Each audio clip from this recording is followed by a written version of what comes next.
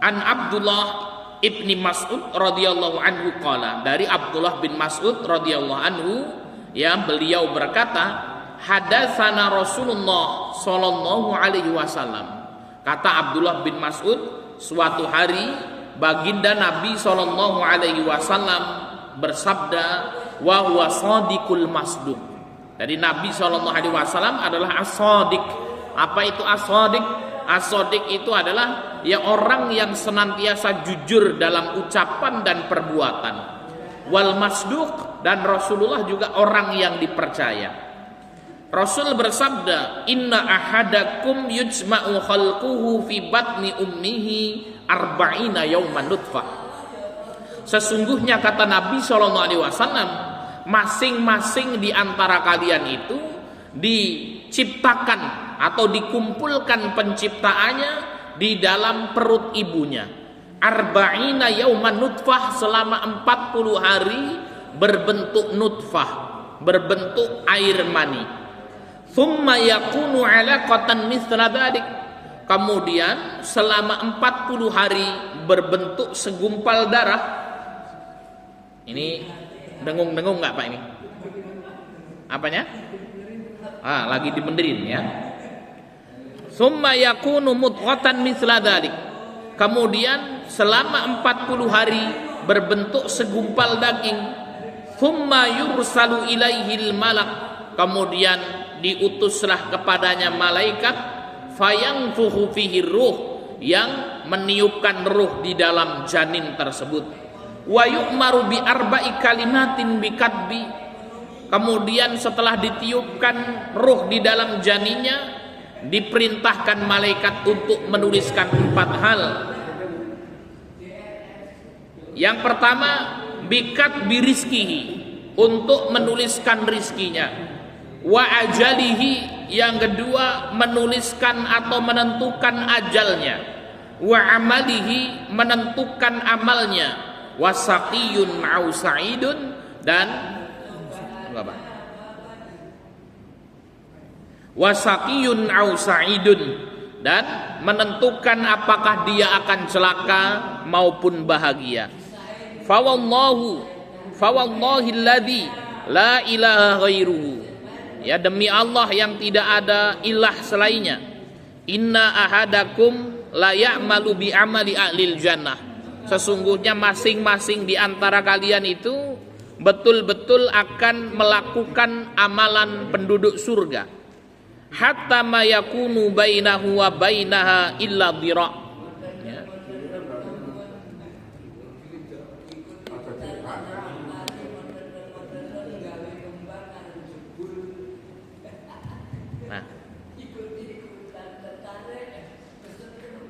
Inna ahadakum la ya'malu bi amali ahlil jannah, kata Nabi.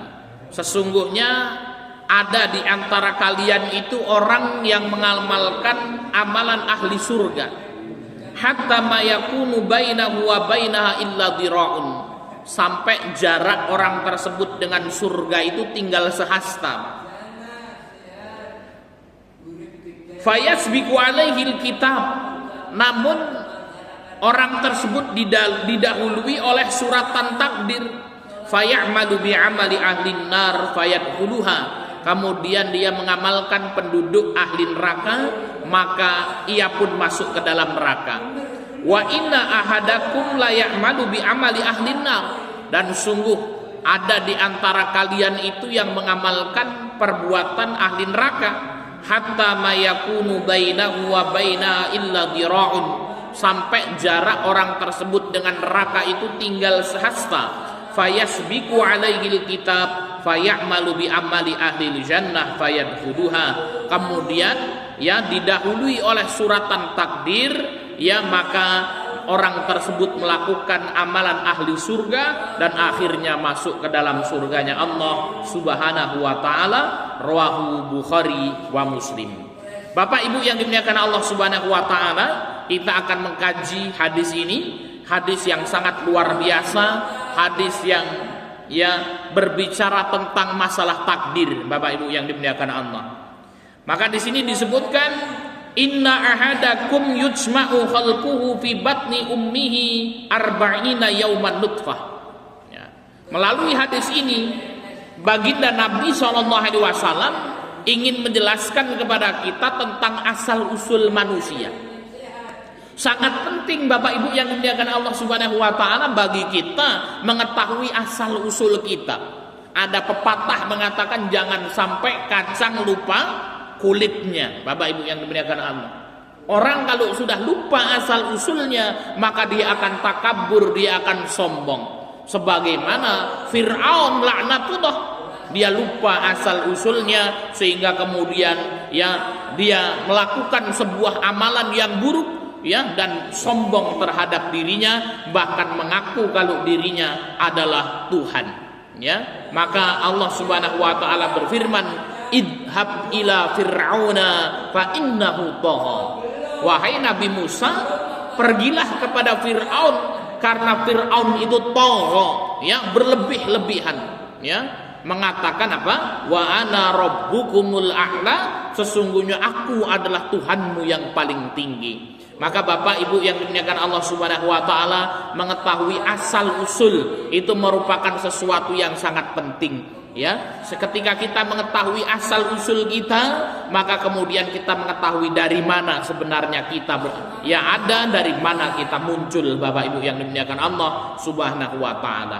Maka di sini ya Nabi SAW mengabarkan kepada kita, inna ahadakum, sesungguhnya masing-masing kalian, yujma'u khalquhu fi batni ummihi arba'ina yauman nutfah. Sesungguhnya masing-masing di antara kalian, kata Nabi, dikumpulkan penciptaannya di mana Bapak Ibu yang dimuliakan Allah? Di dalam perut ibunya, ya. Arba'ina yauman nutfah, dikumpulkan kita di dalam perut ibu kita selama 40 hari berbentuk nutfah. Apa itu nutfah? Nutfah adalah air mani. Maka dulu waktu kita SD kita belajar IPA, ya. Jadi apa? Bagaimana proses ya perkembangbiakan manusia. Maka bersatulah antara sperma jantan dan sperma wanita.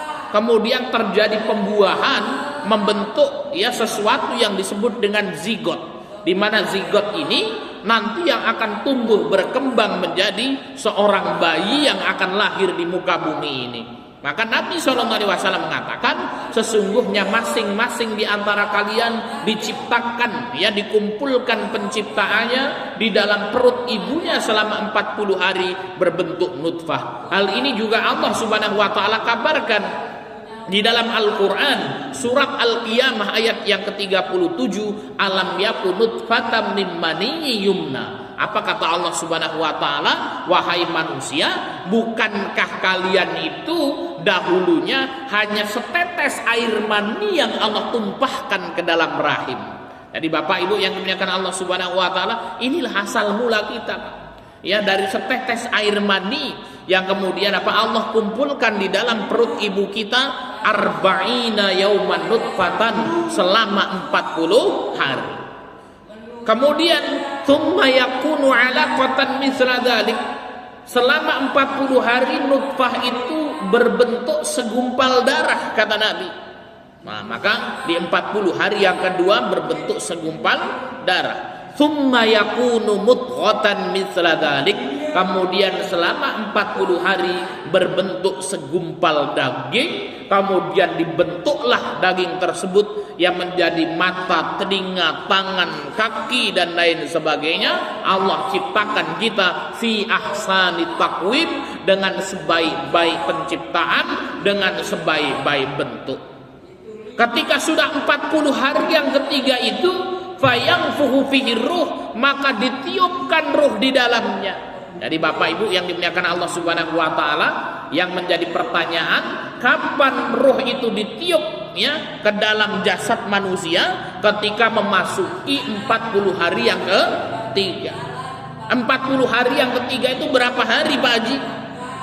Ya, 40 dikali 3 120 hari ada berapa bulan? 120 dibagi 30, yaitu 4 bulan. Maka ketika ya usia janin itu 4 bulan, Bapak Ibu yang dimuliakan Allah Subhanahu wa taala, maka ditiupkan ruh di dalamnya. Maka sudah ada kehidupan di dalamnya. Ya janin tersebut memiliki ruh. Oleh karena itu kalau ada orang hamil umur 4 bulan ke atas menggugurkan, bagaimana? Maka kemudian apa? Janinnya ini kemudian diurus seperti biasa. Maka dimandikan, ya, kemudian apa? Ya dikafani, kemudian disolatkan, ya, dan dikuburkan. Sedangkan kalau di bawah 4 bulan kan gitu ya, misalnya masih 1 minggu, cukup kemudian dikuburkan saja. Ya, kenapa? Kalau sudah 4 bulan ke atas, maka kemudian apa? Ya ini sudah diurus seperti jenazah yang lain. Wa yu'maru bi arba'i kalimatin. Ya ketika umur 4 bulan ini, ya roh sudah ditiup di dalam janin seseorang, wa yu'maru bi arba'i kalimat, maka malaikat ini diperintahkan untuk mencatat 4 hal. Malaikat diperintahkan untuk menulis 4 hal. Inilah Bapak Ibu yang dimuliakan Allah Subhanahu wa taala, 4 hal yang merupakan takdir manusia itu. Yang pertama Bapak Ibu yang dimuliakan Allah Subhanahu wa taala, bikat birizkihi. Allah Subhanahu wa taala perintahkan ya malaikat untuk menulis rizki seseorang. Jadi rizki kita Bapak Ibu yang dimuliakan Allah Subhanahu wa taala ya sudah ditentukan, sudah ditulis. Rizki itu adalah apa? Hal yang didapatkan oleh seseorang selama ia hidup. Ya dia mau dapat harta berapa, ya dia mau menjadi orang yang kaya atau orang yang sederhana, ya jadi ini adalah rizki. Jadi rizki seseorang itu apa? Sudah ditulis ya semenjak seseorang berada di dalam kandungan. Bahkan rizki kita Bapak Ibu yang dimuliakan Allah Subhanahu wa taala sudah ditulis semenjak Allah menulis Lauhil Mahfuz ini. Ya, oleh karena itu sebagai seorang muslim kita harus yakin segala yang ada di muka bumi ini ya tidak terlepas dari kehendak Allah Subhanahu wa taala. Maka ya tugas kita sebagai seorang manusia, sebagai seorang hamba adalah berikhtiar dan berdoa. Ya, jangan kemudian apa? Kita Pak Ustaz, rizki itu kan sudah ditentukan oleh Allah. Nah, kalau seperti itu saya nggak mau kerja, mau tidur terus ya. Nah, ini salah Bapak Ibu yang dimuliakan Allah. Jadi apa? Ada masalah takdir adalah ranahnya Allah Subhanahu wa taala. Masalah ikhtiar adalah ranahnya seorang hamba. Ya, jadi apa? Kita harus meyakini rizki kita sudah ditentukan oleh Allah, rizki kita sudah dicatat oleh Allah Subhanahu wa taala. Maka kita tidak perlu iri dengan rizki yang Allah berikan kepada orang lain. Kenapa? Itu sudah ditentukan oleh Allah Subhanahu wa taala. Namun ya setelah kita yakin bahwasanya rizki sudah ditulis oleh Allah Subhanahu wa taala, sudah ditentukan oleh Allah Subhanahu wa taala, ini adalah ranahnya Allah Subhanahu wa taala, bukan ranah kita. Dan kita juga tidak tahu ini berapa rezeki kita dan lain sebagainya. Tugas kita seorang hamba adalah memberikan doa terbaik dan ikhtiar dengan ikhtiar terbaik. Berdoalah kita dengan sungguh-sungguh ya untuk mendapatkan rezeki yang baik itu. Ya, kalau kita katakan kita ini bekerja untuk mencari rezeki atau menyambut datangnya rezeki, Bapak Ibu. Mana yang benar ini? Rezeki kan sudah ditentukan sama Allah setiap harinya, setiap detiknya. Jadi kalau kita bekerja itu untuk mencari rezeki atau untuk menyambut rezekinya Allah. Menyambut rezekinya Allah Subhanahu wa taala. Kalau kita yakin bahwasanya kita bekerja itu untuk menyambut rezekinya Allah Subhanahu wa taala, sebagaimana kemudian apa? Yang ada orang yang kemudian apa? Mau menikahkan anaknya, Pak. Kemudian apa? Dia dari pihak perempuan kan gitu ya. Tugasnya adalah menyambut besan, Pak. Ya, besan mengatakan, oh insya Allah saya akan datang. Ya, artinya kalau menyambut itu, Pak, maka kemudian apa? Tenang pikirannya, Pak. Namanya menyambut, ya. Kecuali mencari, orang kalau mencari itu gerungsang, Pak. Karena mendatangi, mencari rizkinya belum ada, dicari-cari, itu namanya mencari rizki. Namun kalau menyambut rizki, kita yakin rizki itu akan datang kepada kita. Kemudian Pak, tugas kita berikhtiar untuk menyambut rizki tersebut. Ini Bapak Ibu yang dimuliakan Allah Subhanahu wa taala. Ketika kita yakin bahwasanya kemudian apa? ya Allah Subhanahu wa taala sudah mencatat, menentukan rizki kita, maka tugas kita sebagai seorang hamba bukan mencari rizki, namun menyambut datangnya rizki tersebut. Ya, kenapa? Karena ada sebab dan akibat. Dan Allah Subhanahu wa taala memberikan rizki kepada kita, harus ada sebabnya. Namun bukan kita yang mencarinya, Allah yang mendatangkan rizki itu kepada kita. Yang pertama adalah rizki. Oleh karena itu, tidaklah matahari terbit dari ufuk timur kecuali baginda Nabi SAW berdoa dengan 3 hal. Yang pertama, Allahumma inni as'aluka ilman nafi'an. Ya Allah, sesungguhnya aku meminta kepadamu ilmu yang bermanfaat, warizqan thayyiban, dan rizki yang baik. Kemudian yang ketiga, wa amalan mutaqabbalan, dan amal yang diterima. Ya, jadi betul rizki itu sudah ditentukan oleh Allah, namun kita diperintahkan kemudian apa? Untuk berdoa dengan doa yang terbaik agar rizki itu datang kepada kita dengan cara yang baik. Kemudian apa? Kita diperintahkan untuk berikhtiar, untuk berusaha dengan usaha terbaik. Namun hati kita tetap tenang, Bapak Ibu yang dimuliakan Allah. Kenapa? Rizki itu pasti akan datang kepada kita. Bahkan Rasul SAW bersabda, tidaklah seseorang meninggal dunia kecuali telah lengkap rizkinya. Ya, jadi kalau ada orang kok meninggal dunia, Bapak Ibu yang dimuliakan Allah Subhanahu wa taala, karena jatah rizkinya di dunia sudah habis. Ya, maka kalau ada orang masih hidup, pasti kemudian apa? Jatah rizkinya masih ada. Kalau orang meninggal dunia, innalillahi wa inna ilaihi rajiun. Kenapa kok meninggal dunia? Orang meninggal dunia itu bukan kemudian apa sakit ini sakit itu, Pak. Sakit ini sakit itu sebabnya saja. Namun ya jawabannya, orang meninggal dunia itu memang jatah rizkinya di dunia sudah habis. Maka kemudian apa? Dia meninggal dunia. Maka kita sering Pak melihat ya orang yang kemudian apa sakit ya parah itu, ketika meninggal dunia itu kayak orang sehat lagi, Pak. Ya.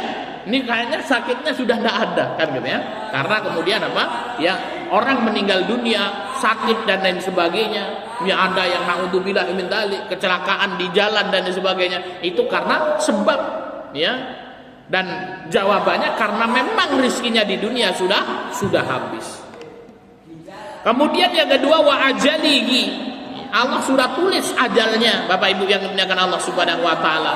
Oh, ini si fulan umurnya 50 tahun, si fulan umurnya 60 tahun, si fulan umurnya 70 tahun, ya. Dan apabila kata Allah Subhanahu wa taala, apabila ajal itu sudah tiba, maka tidak ada yang bisa mengundur-undurnya dan sudah tidak ada yang mengajukannya. Ya, maka ini yang kedua, ajal kita sudah ditentukan oleh Allah Subhanahu wa taala. Ya, maka sebagai seorang mukmin itu, Pak, tugas kita memaksimalkan umur saja. Matinya kapan nggak tahu, Pak Ustadz. Yang jelas manusia akan mati, baik dengan sakit maupun tidak sakit, Bapak Ibu yang dimuliakan Allah.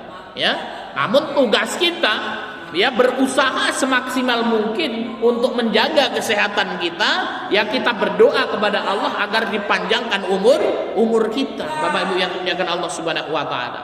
Dan alhamdulillah ya, pada kesempatan hari ini kita memasuki tahun baru Hijriyah. Ya, ini bulan Muharram, ini kan tahun baru Hijriyah. Ya.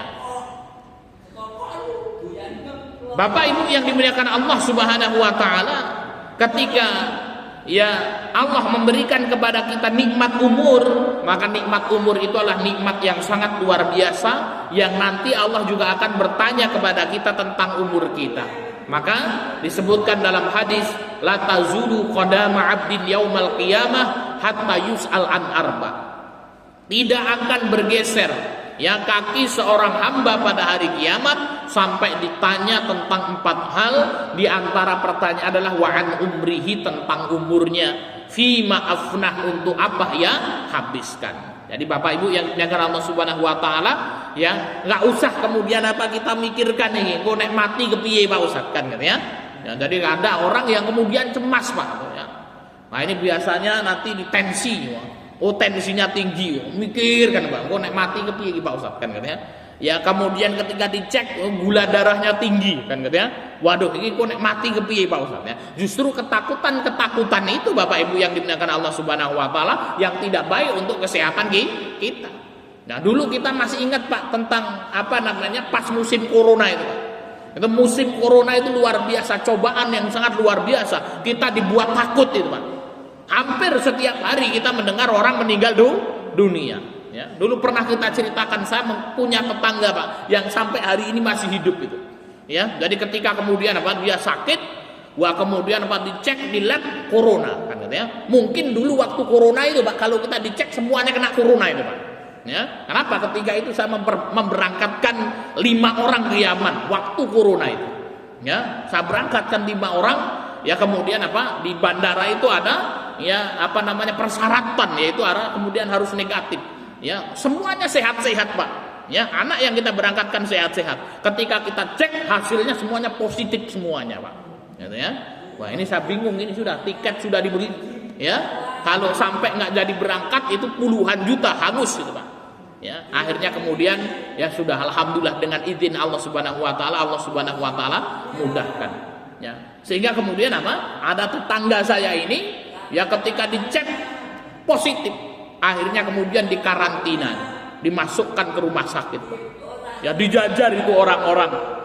Ya, yang lain masih sehat-sehat. Oh, datang orang satu mati kan ya Pak ya. Gua dikasih obatnya luar biasa banyak obatnya seabrek gitu Pak ya. Kemudian apa datang lagi mati. Akhirnya tetangga saya ini kabur Pak. Ya, keluar dari rumah sakit lari. Ya, ketika sampai rumah ditanya, "Pak, kenapa kan masih karantina? Kalau saya di rumah sakit terus bisa jadi mati juga dia." Kan katanya. Kenapa? Karena ketakutan itu Pak. Lihat samping kanan kirinya itu pada mati, pada meninggal kan gitu ya. Karena stres ya. Itu sehingga kemudian apa? Beliau kabur dari rumah sakit dan alhamdulillah hari ini masih suka bawa cangkul ke sawah Pak, sehat kan gitu ya. Nah, itu kenapa ya? Karena ajalnya juga apa? Belum ya, jatah umurnya belum habis. Wa amalihi. Ya, kemudian yang ketiga ditentukan juga amal kita ya. Dan yang keempat wasaqiyun au sa'idun ya, ditentukan oleh Allah Subhanahu wa taala apakah orang itu akan celaka ataupun bahagia. Bapak Ibu yang dimuliakan Allah Subhanahu wa taala, maka di sini ya baginda Nabi sallallahu alaihi wasallam bersabda, "Fa wallahilladzi la ilaha ghairuhu." Demi Allah yang tidak ada, yang jiwaku yang tidak ada ilah selainnya. Jadi kata Nabi SAW, demi Allah yang tidak ada Tuhan selain Allah. Inna ahadakum la ya'malu bi amali ahlil jannah, kata Nabi. Sesungguhnya ada di antara kalian orang yang mengamalkan amalan ahli surga. Ya, dari kata Nabi, ya orang yang mengamalkan amalan ahli surga, artinya Bapak Ibu yang dimuliakan Allah, ini orangnya soleh, solehah, sholatnya rajin, ibadahnya rajin, puasanya rajin, zakatnya ya rutin, ya pergi mungkin hajinya 5 kali, ya mengamalkan amalan-amalan ahli surga. Hatta ma yakunu bainahu wa bainaha illa dhira'un. Sampai kata Nabi SAW, jarak antara orang tersebut dengan surga itu illa dhira', tinggal sehasta. Sehasta itu Bapak Ibu yang dimuliakan Allah Subhanahu wa taala, antara ujung jari kita dengan apa? Ya, dengan sini nih, ini sehasta. Ya. Jadi apa? Ini sehasta. Ya, jadi orang ini soleh, orang ini baik, sampai kemudian apa? Jarak antara dirinya dengan surga ini Pak tinggal sehasta. Di Luqman itu bentar lagi masuk surga. Namun apa kata Nabi? Fayasbiqu alaihil kitab, namun didahului oleh suratan takdir. Takdirnya di Lauhil Mahfuz sana itu di orang tersebut penduduk neraka, bukan penduduk surga. Ya, fayamalu bi amali ahli nar, maka pada akhirnya orang tersebut melakukan amalan ahlu neraka, fayadkhuluha, kemudian dia masuk ke dalam api neraka. Wa inna ahadakum la ya'malu bi amali ahli nar. Kemudian Nabi mengatakan, dan sesungguhnya di antara kalian ada orang-orang yang melakukan perbuatan ahli neraka. Kenapa Pak perbuatan ahli neraka itu Pak? minum minuman keras, mabuk-mabukan, berzina, mencuri, merampas gitu ya. Pokoknya ya amalan ahlun neraka. Hatta ma yakunu bainahu wa bainaha ila dira. Sampai jarak antara orang tersebut dengan surga itu tinggal sehasta, Pak. Ya, bentar lagi masuk neraka nih orang. Fayasbiqu alaihil kitab, namun dalam catatan takdirnya sana itu mereka adalah penduduk surga. Fayamalu bi amali ahli jannah, maka akhirnya orang tersebut mengamalkan amalan ahli surga, fayadkhuluha, sehingga kemudian orang tersebut masuk ke dalam surganya Allah Subhanahu wa taala. Jadi Bapak Ibu yang dimuliakan Allah Subhanahu wa taala, bagaimana kita memandang hadis ini Bapak Ibu? Ini hadis sering dipakai oleh orang-orang liberal, Pak. Ya. Alah Mas, ngopo Pak Haji? Ya, rajin-rajin sholat 5 waktu. Engko ndak nganu takdire mlebu neraka. Nah, ya. Terus enggak apa-apa lah. Urip iki sing seneng-seneng ae. Minum-minuman keras ya, naudzubillah berzina rapopo kan gitu ya. Ya sapa ngerti sesuk ya penghuni surga kan gitu Pak. Ya. Nah ini, sehingga kemudian ada ya, ketika kecil dimanja, muda foya-foya, ketika tua kaya raya, mati masuk surga. Maksudnya enak berapa ini hidupnya seperti itu. Kecil dimanja, muda foya-foya, ya, kemudian tua kaya raya, mati masuk surga. Bapak Ibu yang dimuliakan Allah Subhanahu wa taala, bagaimana kita menyikapi hadis ini? Bapak Ibu, ini merupakan apa? Masalah takdir yang baginda Nabi SAW kabarkan kepada kita. Maka dalam menyikapi takdir ini, yang pertama kita harus meyakini dengan hal tersebut. Kita meyakini bahwasanya apa? Yang tentang umur kita, rizki kita, ajal kita, apakah kita mau masuk surga dan neraka, itu sudah ditetapkan oleh Allah Subhanahu wa taala. Yakin nggak Pak Haji kalau ya surga sama neraka kita itu sudah ditetapkan, Pak? Yakin, sudah ditulis Bapak Ibu yang dimuliakan Allah Subhanahu wa taala. Namun Bapak Ibu yang dimuliakan Allah Subhanahu wa taala, dengan kita meyakini demikian, sehingga kemudian apa, kita tidak takabur. Ya, ketika kita beribadah, ya, ketika kita ngaji dimudahkan untuk amal soleh, maka kemudian apa? Kita itu merasa ya apa namanya tidak sombong. Kita takut Bapak Ibu yang dimuliakan Allah. Ini jangan-jangan kita ini penduduk neraka, sehingga kemudian apa? Dia terus ya memperbanyak doa kepada Allah Subhanahu wa taala. Bapak Ibu yang dimuliakan Allah Subhanahu wa taala, kemudian ya ini adalah masalah takdir, sehingga kemudian apa? Ya terkait dengan masalah takdir adalah ranahnya Allah Subhanahu wa taala. Satu. Ya, dalam menyikapi hadis ini, yang pertama kita meyakini ini adalah masalah takdir, dan takdir itu adalah ranahnya Allah. Kemudian yang kedua, segala sesuatu yang dikehendaki Allah pasti baik, tidak ada yang buruk Bapak Ibu yang dimuliakan Allah Subhanahu wa taala. Nah, jadi kita harus yakin nih, segala sesuatu yang Allah takdirkan adalah baik. Kemudian yang kedua Bapak Ibu yang dimuliakan Allah Subhanahu wa taala, ya ranah kita sebagai manusia jangan memikirkan terlalu dalam masalah takdir ini. Ya sudahlah, takdir ini urusannya Gusti Allah. Tugas kita sebagai manusia kalau pengen masuk surga, yang pertama kita berdoa sungguh-sungguh, yang kedua kita beramal dengan maksimal. Ya. Jadi kita sebagai seorang hamba Bapak Ibu yang dimuliakan Allah Subhanahu wa taala, ya sudah, yang penting kita doanya yang kenceng, Pak. Ya, kita berdoa kepada Allah Subhanahu wa taala, Rabbana atina fid dunya hasanah wa fil akhirati hasanah wa qina adzabannar. Ya Allah, sesungguhnya aku meminta kepadamu kebaikan dunia dan kebaikan akhirat, wa qina adzabannar, dan lindungi kami dari azab neraka jahanam. Kita doa yang kenceng. Kemudian apa? Kita beramal soleh, ya, kita melaksanakan sholat, kita melaksanakan puasa, ya, kalau uangnya sudah sampai nisab kita keluarkan zakatnya, kalau kita sudah punya uang kemudian kita naik haji, itu adalah apa? Ranah kita, ikhtiar kita sebagai seorang hamba.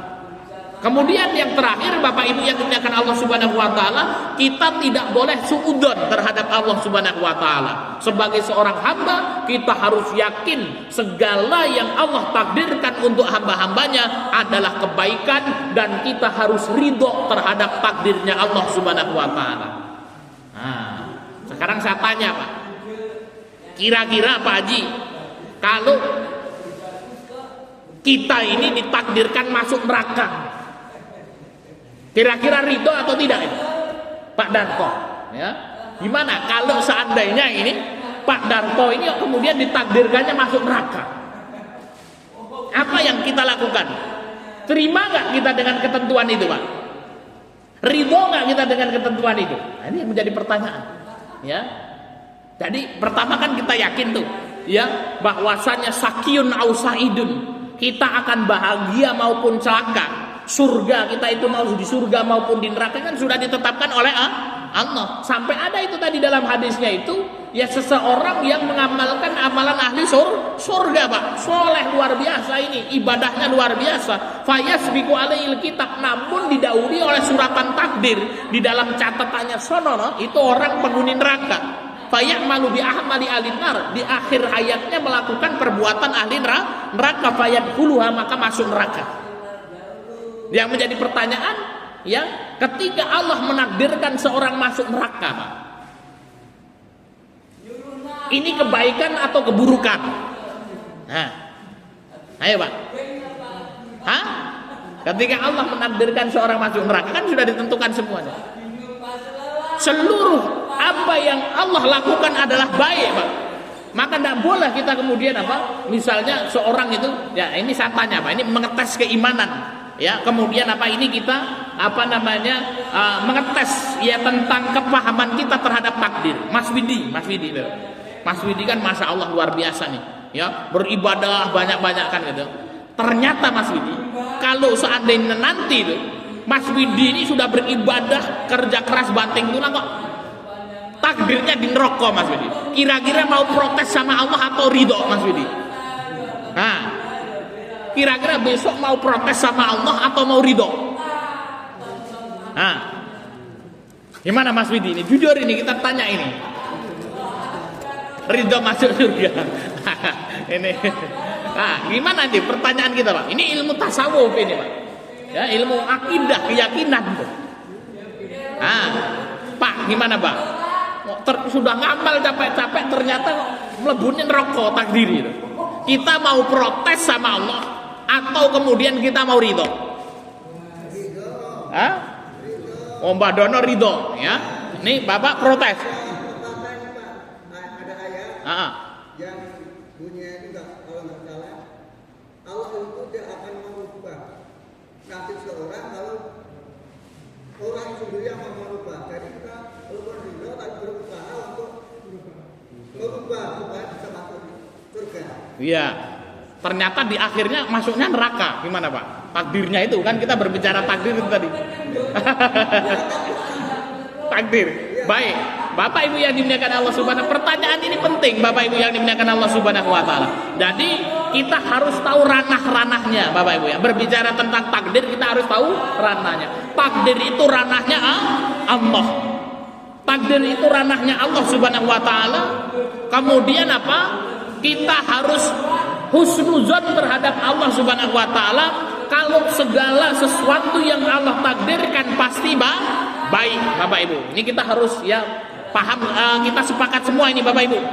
Takdir ranahnya Allah. Kita tidak tahu ini takdir kita seperti apa. Itu ranahnya Gusti Allah kan gitu ya. Kemudian yang kedua, segala sesuatu yang Allah takdirkan pasti baik. Yang kedua, kita harus senantiasa husnuzon terhadap Allah, berprasangka baik kepada Allah. Nah, sudah selesai nih berbicara masalah takdir ranahnya Allah. Kemudian apa? Kita berbicara tentang ranah kita sebagai seorang hamba. Ranah kita sebagai seorang hamba pengen masuk neraka atau surga Bapak Ibu yang dimuliakan Allah? Kita pengen masuk neraka atau surga? Surga. Kalau kita pengen masuk surga, maka kemudian apa? Ikhtiar kita melakukan amalan-amalan penduduk surga. Itu yang harus kita lakukan. Kita ya melakukan amalan-amalan penduduk surga dengan sungguh-sungguh. Kalau kalau ternyata takdirnya kok masuk neraka, Bapak Ibu yang dimuliakan Allah Subhanahu wa taala, bagaimana? Ya kita harus ridho, Bapak Ibu yang dimuliakan Allah, dengan segala ketentuan Allah, dan Allah tidak akan pernah memasukkan hamba-hambanya yang ridho dengan segala ketentuannya. Nah, ini Pak ya. Wah, ini keilmuan dan keimanan tingkat tinggi nih Pak. Ya, jadi kalau kemudian ada orang, ya Mas Widi, ya kalau seandainya Mas Widi itu nanti beramal soleh dan takdirnya masuk neraka, apakah mau ridho atau protes? Protes Pak Ustaz. Berarti ketika kita protes sama Allah Subhanahu wa taala, artinya suudzon atau husnuzon Pak itu. Kalau protes itu berarti kita suudzon, berprasangka buruk terhadap Allah. Kalau Allah itu keputusannya tidak adil. Nah, ini hati-hati Bapak Ibu yang dimuliakan Allah Subhanahu wa taala. Ya, maka kita harus senantiasa husnudzon, berprasangka baik terhadap Allah Subhanahu wa taala, Pak. Ya, jadi penting sekali Pak untuk senantiasa husnudzon. Ya, ketika seorang terkena musibah, apa yang harus kita yakini Pak? Kalau kita meyakini takdir, segala sesuatu sudah Allah Subhanahu wa taala takdirkan Bapak Ibu yang dimuliakan Allah Subhanahu wa taala. Sehingga kemudian apa? Kita ridho, pasti ada ibroh, ya. Pasti keputusan Allah Subhanahu wa taala adalah baik untuk kita. Jadi Bapak Ibu yang dimuliakan Allah Subhanahu wa taala, inilah ya cara kita mensikapi takdir yang ada. Ya, maka kemudian apa? Kita meyakini takdir adalah ranahnya Allah Subhanahu wa taala, namun kita sebagai manusia, maka ranah kita adalah seorang hamba. Jangan sampai dicampur, Pak. Kalau sampai ranahnya Allah masuk ke ranah kita, berbahaya Pak. Sehingga kemudian orang ngomong, alah ngapain Mas? Dia beramal soleh, kesel-kesel, takdirnya mlebu neraka. Nah ini artinya apa? Dia sudah memasukkan ranah Allah ke dalam ranah dirinya. Maka ya ada ranahnya Gusti Allah, ada ranahnya seorang hamba. Takdir ini ranahnya Allah Subhanahu wa taala. Yang pertama, yang kedua kita meyakini seluruh yang Allah tentukan adalah kebaikan. Kita sebagai seorang hamba memaksimalkan doa dan ikhtiar untuk masuk ke dalam surganya Allah Subhanahu wa taala. Begitu juga Pak, ya, ketika kemudian apa? Ngopo Mas kerja sungguh-sungguh, takdiri miskin yo miskin baik kan gitu ya. Maka kemudian apa? Miskin kaya itu sudah urusan Allah Subhanahu wa taala. Tugas kita memaksimalkan doa dan usaha untuk mencari kekayaan itu. Bapak Ibu yang dimuliakan Allah Subhanahu wa taala, ya, inti dari ya materi yang kita sampaikan pada kesempatan hari ini, yang pertama, ya, hadis yang keempat ini mengingatkan kepada kita tentang asal usul kehidupan kita, di mana kita berasal dari nutfah, ya, yang kemudian Allah Subhanahu wa taala bentuk di dalam rahim ibu kita. Kemudian semenjak kita berada di dalam rahim, kita sudah ditentukan ajalnya, rizkinya, ya, kemudian apa? Ya, mau bahagia, amal kita juga sudah ditentukan, bahagia maupun sengsara. Kemudian, ya, Bapak Ibu yang dimuliakan Allah Subhanahu wa taala, hadis ini menjelaskan kepada kita tentang masalah takdir, ya. Maka takdir itu adalah ranahnya Allah, takdir itu adalah kehendaknya Allah. Kemudian sebagai seorang hamba kita harus meyakini seluruh apa yang Allah takdirkan itu adalah kebaikan. Maka dulu pernah Pak, tahun 90-an, ya, ada lagu yang kemudian diprotes oleh MUI itu. Nggak boleh. Masih ingat Pak? Dulu yang nyanyi waktu saya kecil itu saya ingat Desi Ratnasari Pak. Ya, ada yang ingat Pak? Lagu tentang takdir. Takdir memang kejam. Itu Pak ya, ingat nggak Pak Darto itu? Ya, tak mengenal perasaan. Nah ini Pak, ini berarti apa? Ini lagu ini dipermasalahkan. Takdir memang kejam, tak mengenal perasaan itu. Siapa yang membuat takdir itu Pak? Allah Subhanahu wa taala. Ketika kita mengatakan takdir memang kejam, itu berarti apa? Ini sedang menghina Allah Subhanahu wa taala. Nah ini tidak boleh sebagai seorang hamba itu, ya. Maka sebagai seorang hamba itu, ya, kita harus meyakini segala yang Allah takdirkan adalah baik. Oleh karena itu kalau kita mendapatkan takdir yang merasa tidak mengenakan kita, apa yang kita sampaikan? Ya, yang kita ucapkan qadarallahu ma syaa fa'ala. Ya, apa yang Allah takdirkan itu adalah Allah melakukan apa yang Allah kehendaki, ya, dan itu semuanya adalah kebaikan. Sehingga kemudian orang yang meyakini takdir itu dia tidak menyesal. Ngopo yo, ya, kok yo ngene iki gitu ya. ada ibu-ibu misalnya kan gitu ya. Oh dulu cantik waktu gadisnya, ya ketika menikah kok kemudian nyesel Pak sama suaminya. Ngapa biar aku bujuk karo awakmu kuwi kan gitu ya. Anake wis 10 Pak kan gitu ya. Nah, ini sudah takdirnya kan gitu ya. Ya, anak 10 itu sudah ditulis di dalam Lauhil Mahfud ya. Kadang-kadang Pak orang itu seneng karo putune, ra seneng karo bojone. Ono ora Pak itu Pak? Nek karo putune gemati, ya karo bojone wah ngopo biyen aku bujuk karo awakmu gitu. Lah nek ora bujuk karo kuwi ya ora metu putune kuwi kan gitu ya. Nah itu maka kemudian Pak ini takdir yang kemudian harus kemudian kita yakini dengan baik. Demikian Bapak Ibu yang dimuliakan Allah Subhanahu wa taala, mudah-mudahan apa yang kita sampaikan bisa dipahami dengan baik. Kita tutup dengan lafaz hamdalah dan doa kafaratul majlis. Alhamdulillahirabbil alamin, subhanakallahumma wa bihamdika asyhadu an la ilaha illa anta astaghfiruka wa atubu ilaik. Wal akhir wassalamu alaikum warahmatullahi wabarakatuh.